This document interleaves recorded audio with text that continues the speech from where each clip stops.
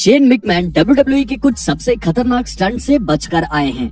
इस कारण से ये देखना और भी दिलचस्प हो जाता है कि उन्हें चोट कैसे लगी। 1 साल से भी ज्यादा समय तक गायब रहने के बाद शेन रेसलमेनिया 39 में वापस आए। शो के होस्ट स्टूम डॉग ने शेन को बिना किसी तैयारी के द मिज के खिलाफ एक मैच में डाल दिया, जो कि एक बहुत बड़ी गलती साबित हुई। शेन ने लीप फ्रॉग मूव परफॉर्म किया, लेकिन वो गलत तरह से नीचे आए, जिसके कारण उनके बाएं पैर की कॉर्ड मसल फट गई। इस घटना ने ये सबको दिखा दिया कि कैसे एक आम सी मूव भी किसी को इतनी गहरी चोट पहुंचा सकती है। लेकिन हम इस वीडियो में आगे कुछ बहुत ही भयानक और दर्दनाक चोट दिखाने वाले हैं। उससे पहले ये देखना है कि आप बिना अजीब महसूस किए ये अगली क्लिप देख सकते हैं या नहीं।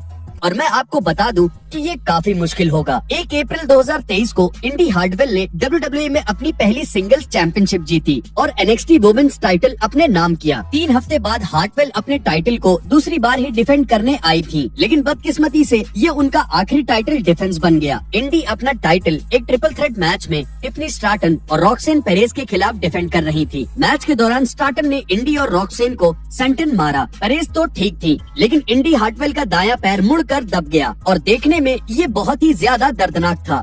ये चोट इतनी बुरी थी कि इंडी हार्टवेल को मैच से बाहर होना पड़ा। हालांकि वो मैच को खत्म करने को वापस आई। इंडी ने जरूर मैच जीता, लेकिन उन्हें मजबूरन टाइटल छोड़ना पड़ा और पूरी तरह से ठीक होने से पहले उन्हें 3 महीने तक रिंग से दूर रहना पड़ा। तो अगर आप खून नहीं देख पाते हैं तो ये अगली क्लिप मत देखिएगा। बैकलैश 2013 के मेन इवेंट में ब्रॉक लेसनर का सामना कोडी रोड से हुआ। ब्रॉक ने अपने बाकी के ओपोनेंट्स की जैसे अमेरिकन नाइटमेयर को भी बुरी तरह मारा, लेकिन उनकी जगह बीस्ट का खून ही निकलने लगा। तेजी से दिमाग लगाते हुए कोडी ने ब्रॉक के हमले से खुद को बचा लिया, जिससे लेसनर खुले हुए टर्नबकल से टकरा गए। ब्रॉक के चेहरे से तुरंत ही खून बहने लगा और जैसे जैसे मैच आगे बढ़ता गया उनका खून और भी ज्यादा बहता गया। अंत में ऐसा लग रहा था जैसे ब्रॉक लेसनर किसी खून खराबे से भरी फिल्म में काम कर रहे हैं। हालांकि ये देखने में तो घिनौना ही था, लेकिन ब्रॉक को और कोई गहरी चोट नहीं आई थी। लेकिन शार्लेट फ्लेयर के साथ जो हुआ उससे ऐसा नहीं कहा जा सकता। दिसंबर 2023 में स्मैकडाउन के एक एपिसोड में शार्लेट फ्लेयर का सामना असूका से हुआ। शो का कमर्शियल ब्रेक खत्म होने से ठीक पहले क्वीन ऑफ एम्प्रेस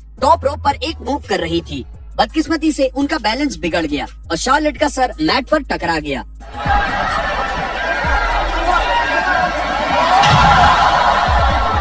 इतनी गहरी चोट के बावजूद भी फ्लेयर ने मैच जारी रखा और खत्म भी किया। लेकिन मैच के बाद मेडिकल स्टाफ ने शार्लेट की जांच की और फ्लेयर बैक से जाने से पहले थोड़ी देर रिंग में ही रही। ये साफ नहीं है कि उन्हें कितनी चोट आई, लेकिन देखकर ऐसा लग रहा था कि उन्हें घुटने में चोट लगी थी। जो भी हो, क्वीन को इस चोट के बाद अपने आने वाले सारे मैच से बाहर होना पड़ा। हालांकि ये बहुत खतरनाक था, लेकिन फिर भी रेफरी को ये मैच बीच में रोकने का इशारा नहीं करना पड़ा। लेकिन इस अगली क्लिप में रेफरी को ऐसा करना पड़ा। कभी कभी मामूली सी दिखने वाली चोट ही सबसे ज्यादा दर्दनाक बन जाती है। जुलाई 2023 में WWE सैलिसबरी मैरीलैंड में एक नॉन टेलीवाइज शो होस्ट कर रहा था। इनमें से एक मैच वुमेन्स चैंपियनशिप के लिए हो रहा था, फैटल 4-वे मैच। इस मैच में बेले भी लड़ रही थी, लेकिन मैच के दौरान वो गलती से असूका से टकरा गई।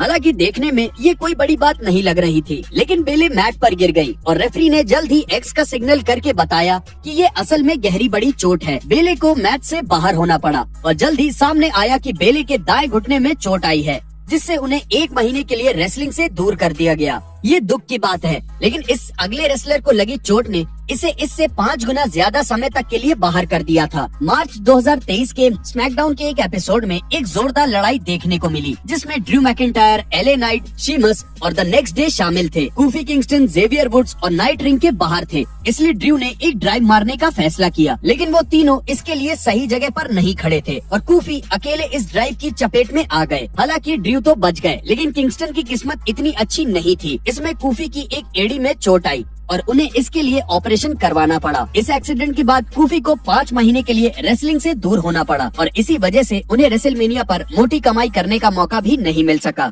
रेसलमेनिया की बात आ गई है तो बता दूं कि रेसलमेनिया की एक चोट इतनी खतरनाक थी कि उनके घाव को बंद करने के लिए 14 टाके लगाने पड़े। रेसलमेनिया 39 के सबसे बड़े मैच में से एक था एज और फिन बैलर के बीच हुआ हेल इन अ सेल मैच। बेशक इस मैच के लिए हेल सही शब्द था, क्योंकि फिन बैलर को इस मैच में इतनी खतरनाक चोट लगी कि मैच को बीच में ही रोकना पड़ा। 10 मिनट तक लड़ने के बाद एज ने डीमन पर एक लैडर फेंक कर मारी।